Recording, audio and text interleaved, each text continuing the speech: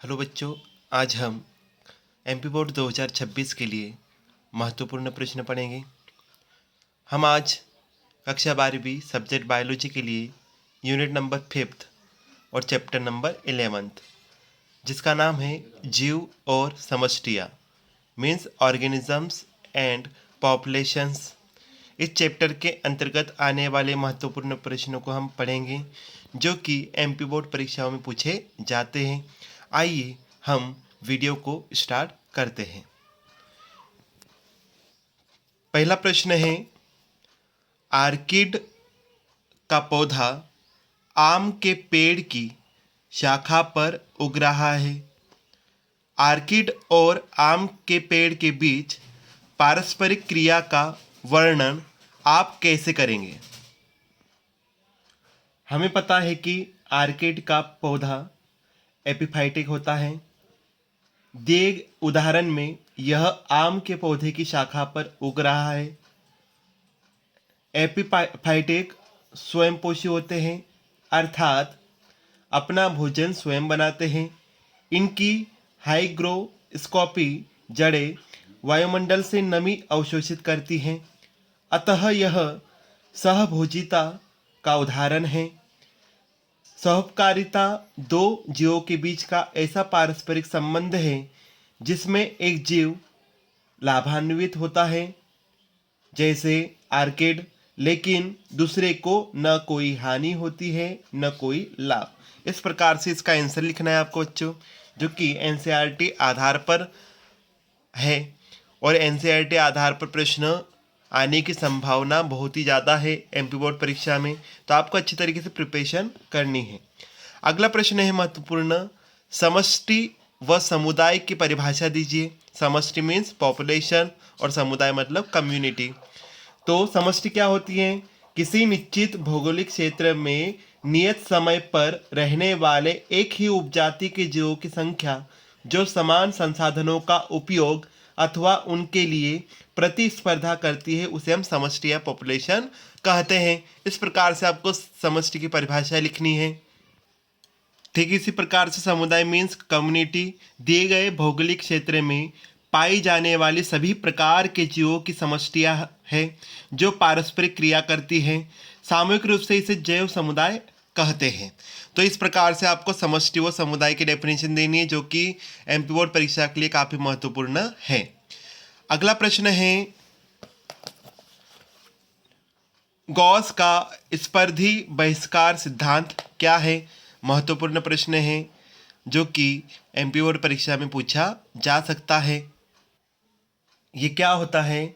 यह सिद्धांत बताता है कि समान संसाधनों के लिए स्पर्धा कर रही दो घनिष्ठ रूप से संबंधित प्रजातियां लंबे अनिश्चित समय तक साथ नहीं रह सकती तथा अंततः स्पर्धी रूप से कमजोर प्रजाति बहिष्कृत हो जाती हैं। अपने सिद्धांत की पुष्टि हेतु जी.एफ. गॉस ने पैरामीशियम की दो घनिष्ठ रूप से संबंधित प्रजातियों पर प्रयोग किए। इस प्रकार से इसका सिद्धांत आपको लिखना है जो कि परीक्षा में आ सकता है। तो अगला प्रश्न है, स्पर्धा से आप का तात्पर्य क्या है? तो स्पर्धा मतलब एक प्रकार का कंपटीशन। तो क्या होती है? विभिन्न प्रजातियों के सदस्यों के बीच संसाधनों जैसे जल, खनिज, भोजन, प्रकाश व खाद्य पदार्थों की प्राप्त करने हेतु संघर्ष को दर्शाती है। समष्टि अंतः क्रिया स्पर्धा कहलाती है। स्पर्धा में पारस्परिक क्रिया में भाग लेने वाली दोनों प्रजातियां विपरीत रूप से प्रभावित होती हैं, अर्थात दोनों को हानि होती है। स्पर्धा को निम्न प्रकार परिभाषित कर सकते हैं हम, यह वह प्रक्रिया है जिसमें स्मॉल आर अर्थात वृद्धि की नैसर्गिक दर के रूप में मापी जाने वाली किसी प्रजाति की फिटनेस किसी अन्य प्रजाति की उपस्थिति में उल्लेखनीय रूप से कम हो जाती है। तो इस प्रकार से आपको स्पर्धा में लिखना है। अगला प्रश्न है, आबादी घनत्व से आप क्या समझते हो? यह प्रश्न पिछले साल मतलब 2024 एमपी बोर्ड में पूछा गया है, जो कि आईएमपी है। आपको इसको अच्छी तरीके से याद करना है। तो आबादी मतलब एक प्रकार की समष्टि, तो उसका घनत्व क्या होता है? तो प्रति इकाई क्षेत्र में समष्टि की माप ही समष्टि घनत्व कहलाती है। इसके लिए सूत्र रहता है व्यक्तियों की संख्या बटे कुल क्षेत्र जिसमें वे पाए जाते हैं बराबर N बटे A। तो इस प्रकार से इसका सूत्र होता है। अगला MP प्रश्न है, छद्मावरण को परिभाषित कीजिए एवं एक उदाहरण दीजिए। ये प्रश्न भी 2024 MP बोर्ड में पूछा गया है, तो इस बार भी आने की संभावना काफ़ी है, तो इसे भी आपको अच्छी तरीके से प्रिपेयर करना है। छद्मावरण जीवधारियों का वह अनुकूलन है जो उसे उसके परिवेश में घुल मिल जाने में सक्षम बनाता है, अर्थात छद्मावरण के कारण सरसरी तौर पर जीवधारी को उसके परिवेश से भिन्नित नहीं किया जा सकता। अतः छद्मावरण किसी जीव या जंतु को उसके परभक्षियों से बचाकर उसकी उत्तरजीविता के अवसर बढ़ाता है। उदाहरण के लिए शलभ, बिस्टन, बेटुलेरिया का सलेटी रंग उसे लाइकेन से ढके पेड़ों के तने में छद्मावरण प्रदान कर परभक्षियों से बचाता है। तो इस प्रकार से आपको इसका आंसर लिखना है। अगला प्रश्न है, उन गुणों को बताइए जो जीव में नहीं पर समष्टियों में होते हैं। NCERT बेस पर प्रश्न है जो कि इम्पोर्टेंट है, तो आपको इसके अंतर्गत लिखना है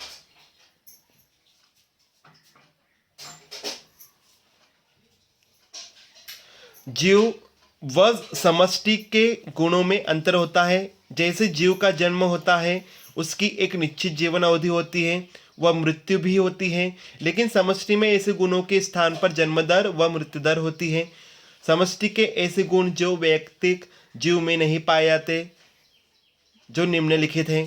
पहला होता है जन्म दर, इसे प्रति कैपिटा जन्म के रूप में आंका जाता है, जीव में जन्म दर नहीं होती। नंबर 2 मृत्यु दर, इसकी गणना प्रति कैपिटा मृत्यु के रूप में की जाती है, जीव में मृत्यु दर नहीं होती। ठीक इस प्रकार से लिंग अनुपात होता है, जीव या तो नर होता है या मादा, लेकिन एक लिंगी जंतु समष्टि में लिंग अनुपात निकाला जाता है। उदाहरण के लिए मनुष्य की जनसंख्या में प्रति 1000 पुरुषों पर स्त्रियों की संख्या को लिंग अनुपात कहा जाता है। तो इस प्रकार से आपको इसके अंतर्गत लिखना है जो कि परीक्षा में आ सकता है, तो आपको अच्छी तरीके से प्रिपरेशन करनी है। अगला प्रश्न है जो कि काफ़ी महत्वपूर्ण है, very very most important question इस चैप्टर का। निम्नलिखित की परिभाषा दीजिए व प्रत्येक का एक एक उदाहरण दीजिए। पहला है सहभोजिता, सेकंड है परजीविता, थर्ड है सहकारिता और फोर्थ है अंतर्जातीय स्पर्धा। तो सहभोजिता किसे कहते हैं? दो भिन्न प्रजातियों के दो जीवों के बीच की पारस्परिक क्रिया जिसमें एक जीव लाभान्वित होता है तथा दूसरे साझेदारी को न कोई लाभ होता है न हानि, सहभोजिता कहलाती है। उदाहरण के लिए किसी वृक्ष की शाखा पर उगा आर्किड का पौधा। दूसरा उदाहरण है मवेशी व बगुला। तो इस प्रकार से इसके एग्जाम्पल आएंगे और इस प्रकार से इसकी परिभाषा आएंगी। सेकंड है परजीविता, दो जीवों के बीच की ऐसी पारस्परिक क्रिया जिसमें एक जीव दूसरे जीव से पोषक प्राप्त करता है, परजीविता कहलाती है। उदाहरण पुष्पीय पादपों का पूर्ण स्तंभ परजीवी, अमरबेल मनुष्य का परजीवी एस्केरिस। इस प्रकार से इसके अंतर्गत आपको एग्जाम्पल लिखने हैं। थर्ड है सहोपकारिता। सहोपकारिता क्या होता है? ऐसी पारस्परिक क्रिया जिसमें दोनों साझेदार जीव लाभान्वित होते हैं तथा भोज्य पदार्थों की साझेदारी करते हैं, सहोपकारिता कहलाती है। कवक व शैवाल की साझेदारी से बना लाइकेन, उच्च पादपों की जड़ व कवक से बना कवक मूल मीन्स माइकोराइजा, ये एग्जाम्पल के अंतर्गत आएंगे। लास्ट है अंतर्जातीय स्पर्धा। ये क्या होता है? दो भिन्न जीव प्रजातियों के जीवों के बीच संसाधनों जैसे जल, खनिज, प्रकाश, स्थान आदि को लेकर होने वाली स्पर्धा अंतर प्रजातीय स्पर्धा कहलाती है। जैसे खरपतवार तथा फसलीय पौधों के बीच होने वाली प्रतिस्पर्धा। इस प्रकार से आपको इसके अंतर्गत लिखना है जो कि एमपी बोर्ड परीक्षा के लिए काफ़ी महत्वपूर्ण है, तो आपको अच्छी तरीके से प्रिपरेशन करनी है। अगला प्रश्न है एनसीईआरटी बेस पर आधारित पादपों में शाकाहारिता के विरुद्ध रक्षा करने की महत्वपूर्ण विधियां बताइए।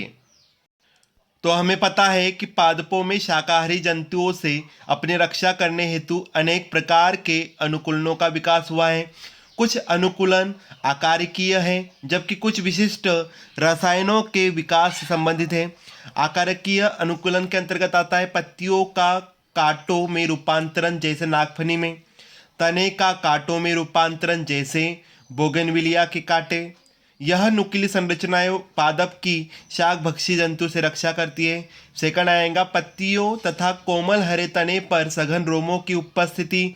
इस कारण अनेक कीट पौधे के मुख्य भाग तक पहुंच नहीं बना पाते। तो इस प्रकार से आपको आकारिकीय अनुकूलन के अंतर्गत लिखना है। इसमें सेकंड पॉइंट होता है रासायनिक बदलाव। तो अनेक पौधे शाकभक्षियों से बचने के लिए जहरीले या कड़वे या घातक रसायनों का विकास कर लेते, जैसे नंबर 1 आँख में कार्डियक ग्लाइकोसाइड्स होते हैं। नंबर 2 अनेक पौधे ऐसे रसायन बनाते हैं जिनसे उन्हें खाने वाला जीव बीमार पड़ जाता है। यह रसायन जीवों में आहार ग्रहण करना तथा पाचन अवरुद्ध कर देते हैं। थर्ड कुछ रसायन जीव के प्रजनन को गड़बड़ा देते हैं।